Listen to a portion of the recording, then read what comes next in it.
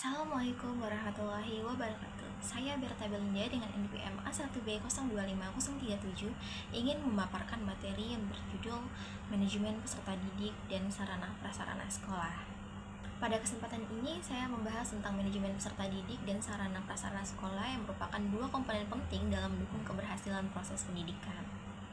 Sekolah membutuhkan pengelolaan yang baik agar proses pendidikan dapat berjalan secara efektif.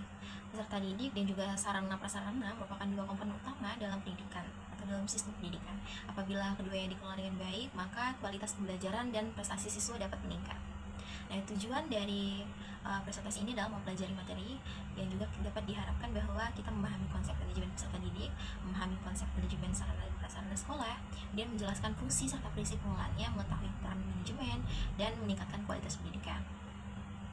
Nah, pengertian manajemen peserta didik. Manajemen peserta didik adalah proses pengaturan dan pelayanan terhadap siswa mulai dari penerimaan, pembinaan, hingga kelulusan agar tujuan pendidikan dapat tercapai secara efektif dan juga efisien. Dengan kata lain, seluruh kegiatan yang berkaitan dengan siswa harus dikelola secara terencana dan juga sistematis. Tujuan manajemen peserta didik. Manajemen peserta didik memiliki beberapa tujuan utama, yaitu 1. Mengatur kegiatan siswa secara tertib dan terencana. 2. Mengembangkan potensi akademik maupun non-akademik siswa. 3. Menciptakan lingkungan belajar yang kondusif. Dan 4. Membantu siswa mencapai prestasi yang optimal. Ruang lingkup manajemen peserta didik.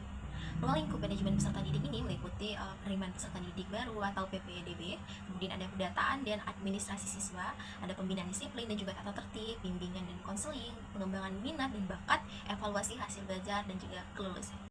Dalam pelaksanaannya, manajemen peserta didik harus memperhatikan beberapa prinsip, yaitu berorientasi pada kebutuhan siswa, adil dan tidak diskriminatif, terintegrasi dengan tujuan pendidikan, kemudian berkelanjutan sejak siswa masuk hingga lulus, dan transparan dan akuntabel.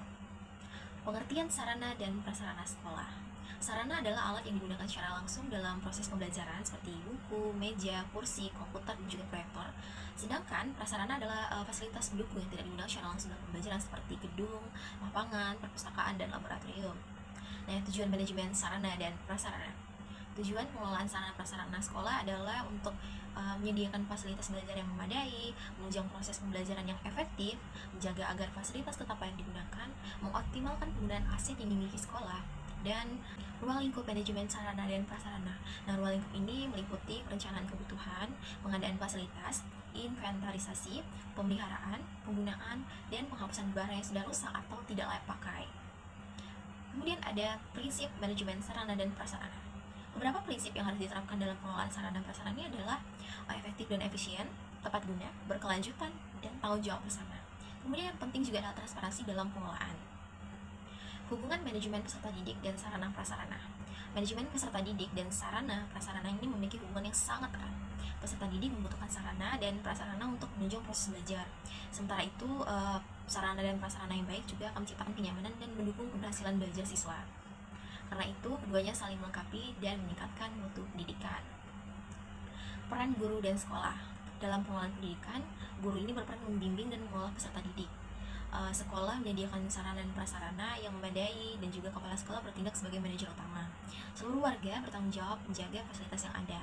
Dan dampak dari manajemen yang baik, jika manajemen ini berjalan dengan baik, maka akan memberikan dampak positif berupa proses pembelajaran yang lebih efektif, disiplin yang meningkat, lingkungan sekolah yang lebih nyaman, peningkatan prestasi akademik maupun non-akademik. Contoh penerapan di sekolah. Nah, contoh penerapan manajemen di sekolah antara lain, satu adalah sistem PPDB online, kemudian ada tata tertib siswa yang jelas, jadwal penggunaan laboratorium, program pemeliharaan fasilitas sekolah, buku inventaris, sarana, dan juga prasarana. Kemudian apa sih tantangan dalam pengelolaan? Nah, beberapa tantangan yang sering dihadapi sekolah ini adalah keterbatasan dana, kurangnya kesadaran siswa juga dalam menjaga fasilitas seperti mencoret atau merusak, kemudian sarana sudah tidak pakai atau usang, dan administrasi yang belum tertata dengan baik. Kemudian bagaimana solusi dan upaya perbaikannya? Nah, untuk mengatasi berbagai tantangan tersebut ini dapat dilakukan upaya seperti menyusun perencanaan anggaran yang tepat, meningkatkan sosialisasi kedisiplinan siswa, melakukan pemeliharaan fasilitas secara rutin, memanfaatkan teknologi dan pengelolaan administrasi sekolah dengan baik. Kesimpulannya, manajemen peserta didik dan sarana prasarana merupakan bagian penting dalam dunia pendidikan. Pengelolaan yang baik juga akan mendukung tercapaian tujuan pendidikan secara efektif dan efisien. Nah, keberhasilan pengelolaan tersebut juga membutuhkan kerjasama dari seluruh pihak yang ada di lingkungan sekolah. Sekian materi presentasi yang dapat saya sampaikan dan terima kasih telah menonton. Assalamualaikum warahmatullahi